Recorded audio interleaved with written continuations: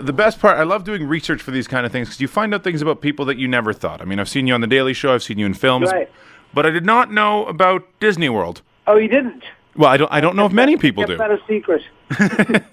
What did you do there? Were you goofy or something? No, I was part of a troupe called Streetmosphere, which was a street improvisational company. Oh yeah. And I worked at the Disney MGM Studios the year that it opened, and we were kind of, it was a great cast because we were not in costume. We were in costume, but we were dressed like 1930s and 40s people who lived in Hollywood in the 30s and 40s. So like, archetypes like gossip columnists and agents and movie producers and stuff. And so we would walk around the street there and doing sketch comedy and doing improv with the guests that came to the park. And it was great. A lot of those guys actually went off and worked for Mad TV and other places. So. Did you talk with the big 1930s bad guy accent? Well, I actually played a New York City cab driver. Oh yeah. From the 30s, like a kind of like, how you doing? How are you? Sort of James Cagney type accent. So I sort of had that like New York cabbie from the 30s kind of wise guy sort of quality about me. Well, it's definitely come a long way since then, though. Yes, thanks. Especially with this new film. So when are we going to see the film up here in Canada? Do you know? I don't know when it's opening in Canada. I think it is hopefully I think it was playing in Vancouver, but hopefully it's going to play in Toronto and Montreal and other places. So look for it in your local whatever listings or whatever. Yeah. But it should be coming to Canada soon. Awesome. Well, either way, I'm sure we'll see it on DVD when that happens as well, right? Right. And on the internet and the way people get their stuff nowadays, and exactly, yes. But you co-wrote this film, Today's Special, and I find that very interesting. Is this the first thing you've written? I guess you write your skits on The Daily Show too. I don't really write the skits on The Daily Show. Those are written by writers. Except when we do the field pieces, sometimes we will do a lot of improv and stuff, and we'll write some of those stuff. But a lot of the pieces that you see in studio are written by writers, and we contribute as like in terms of working with the writers on those pieces, but we don't write them ourselves. This movie I actually co-wrote with a guy named John Bynes, who was a former writer for The Daily Show, and he and I did write this movie together. And and both of us come from the comedy world, and I had done a one-man show off Broadway many years ago called Sakina's Restaurant that I actually did in Toronto as well. And that was sort of the inspiration. It was for me because it was about an Indian family that owns an Indian restaurant and stuff. And so there was this sort of sense of this world, this immigrant world that I came from, that I tapped into, and John, who was a comedy writer, but he's also was a food critic for the New York Press, and so he's a big foodie, and so the two of us came together and sort of thought it'd be great to write a movie about Indian food, an Indian food comedy, as it were, and so we set about to do that. Is it something you want to do more writing of? Is it something you want to continue doing? Yeah, I'm always writing. Like I said, I wrote the show many years ago. I wrote this movie, and I've been writing. I'm writing a play. I'm writing another movie, and so writing is always something that's been part of my life. All like my acting and writing have gone side by side for my whole career. You had mentioned something about The Daily Show that kind of interested me about how the pieces come together, and I guess. You're kind of just a performer in that way if you're not writing them. So is it like SNL where people will pitch ideas and then you guys will choose, this one works for me, or how does that all come together? Right. Yeah, sometimes we're just performers, and sometimes we actually pitch ideas and actually have a hand in writing the pieces. So it really depends. Nothing of The Daily Show is written by one person. Mm-hmm. So there'll be a group of writers or a couple of writers that will get on a piece, and then if it's something that we feel very close to or we pitched as an idea, then we will get involved in the writing process and sort of write. Or sometimes we'll get involved in the rewrite process, with John and the writers as well. So the correspondent is a little bit looser in that. Sometimes they write it and we just do it, and sometimes we're quite integral to the piece. It depends on the piece. Did you have to take time away from the show to do the film, or did it kind of work out with your schedule? No, they actually gave me a month off to go shoot the film. So they were really nice about that. They've been really great to me in the sense that I got to, go off last year and spend a couple of months doing The Last Airbender, and then the year before I did my movie, and so they've been very open and with my schedule and letting me go off and do other stuff. The year before, so you did this a long time ago. So we shot this movie in 2008. Oh wow.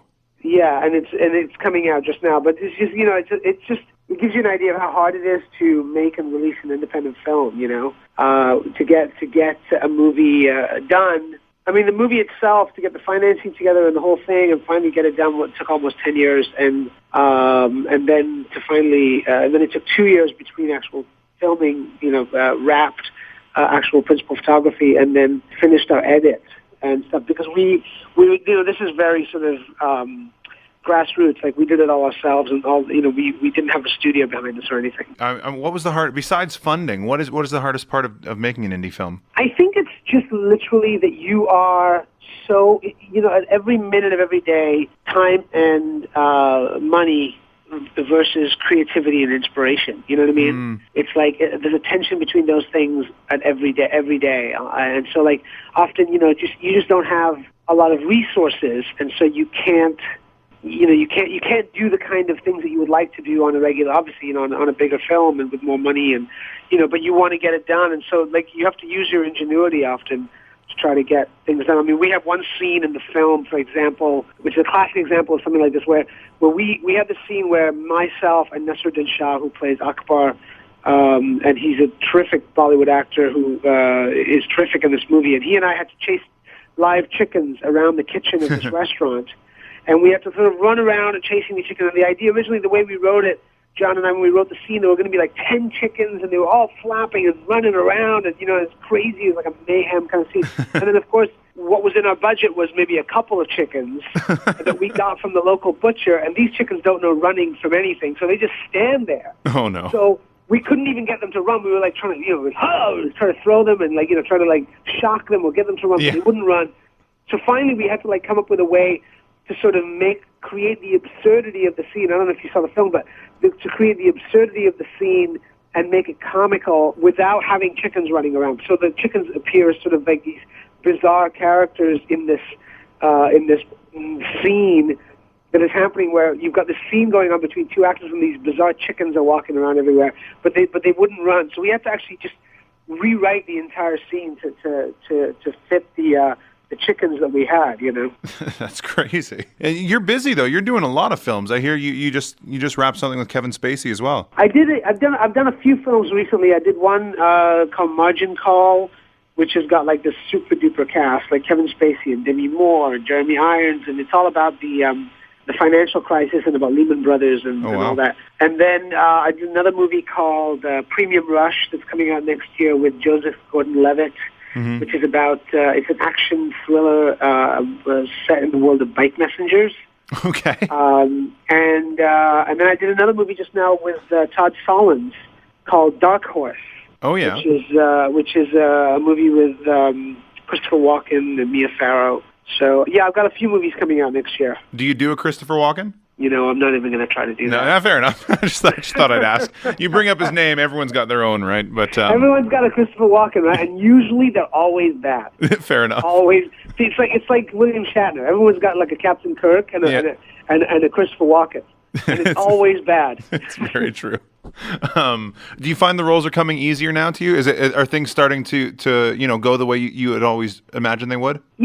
It's always being a brown actor in Hollywood is always there's a certain amount of stuff that you always will get, and you'll be like, I can't do that, But yeah, I mean, I feel like people know who I am more than they used to, and so now with my persona on The Daily Show and stuff like that, I definitely feel like people sort of see me as a comic actor or just an actor, and try to, and I get off at things based on that rather than like, oh, that's a brown guy, I wonder the lines that are pushed in that regard. Like, I remember seeing you on Sleeper Cell years ago, but then I heard a story about Hidalgo where you had said, I can't say that. Right. Well, Hidalgo was a situation where it was actually 2002 or 2002, 2003, and there was a line in this movie.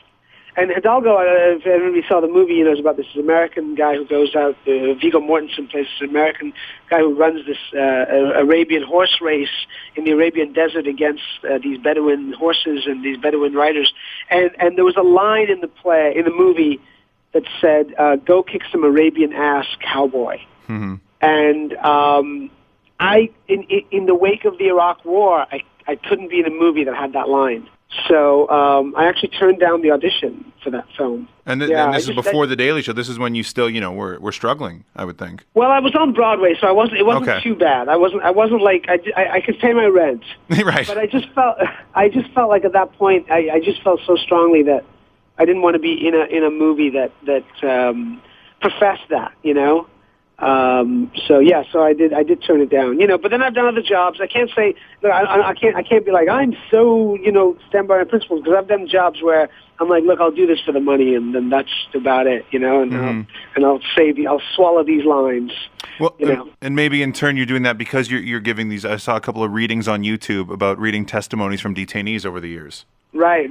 Yeah, I think that, I did a play in 2004 called Guantanamo, Unbound to Defend Freedom, which is all about the Guantanamo detainees, and that really opened my eyes to sort of what was going on down there, and the lack of due process, and the ignoring of the Geneva Convention, and all these things that, America was doing exactly what it was accusing other countries of doing to its soldiers and its citizens, and I felt like, it was really eye-opening for me. And so I did become involved with, working with the ACLU on a couple of things about, reading testimonials from detainees who had been tortured under American Guantanamo and Bagram Air Force Base and other places around the world. So, it felt, I feel like by virtue of being brought up Muslim in America, as an artist and as an actor, as a performer, you become politicized once something like 9/11 happens, and then you can't help it. It's sort of suddenly you're going, wait a minute, the people who you're accusing of being the bad guys look like me, and so I have to speak out and do something, in that cause. Do you feel like The Daily Show has become bigger than it ever was in the past few months? Talking about these political things, it seems like people are relying on it nowadays more so than before.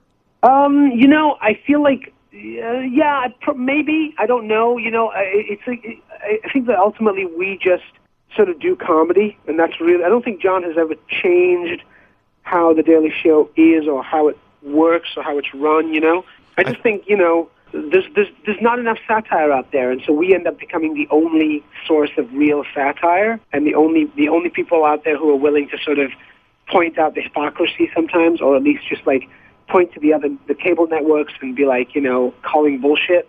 Mm-hmm. And there's not enough people, maybe Bill Maher and people like that, but there's not a lot of people out there doing that. And so I think there's a real cathartic need for that in the society and in the culture. There used to be a time when you would have satirists in newspapers and other places, and you just don't have that anymore, What are newspapers? What is this word you speak of? Exactly. We do something called 5. Actually, I wanted to ask you something. Global warming. I was just doing some research on YouTube. What is global warming with Kristen Wiig? Oh, global warming is a piece that Rob Kuttner, who is one of the former writers for The Daily Show, now writes for Conan. He and his wife Cheryl Zahn, they wrote this piece for Strike TV, and it was during the writer's strike a couple of years ago, which was a sort of a 2-part series called Global Warming, which is really about Kristen Wiig falls in love with a guy who Kristen Wiig works in a company in America, and she falls in love with this Indian tech guy who's on the other end of the phone back in Bangalore, and it's really sort of like a little romantic love story between these two people who come from different sides of the world, and he shows up at her doorstep, and she's just like, I can't believe you just came all the way over here, and he's like, I'm in love with you, and they get married. It's an entire relationship from beginning to end in 2 episodes. Well, did it ever come to fruition? Because I saw the trailer on YouTube, but I couldn't find anything else.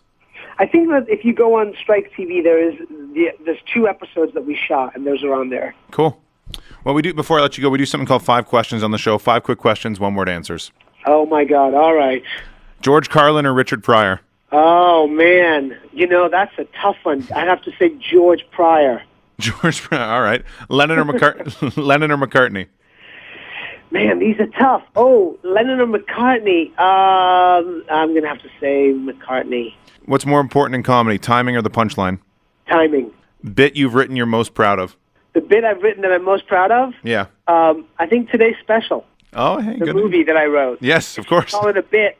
I think I'm most proud of that. An hour and a half bit. There you go. An hour and a half bit. Yeah. One word, Aasif Mandvi. One word. One word. Aasif Mandvi. Yeah. Yeah. It could be one word. Yeah. Okay. Hyphenized. Sure.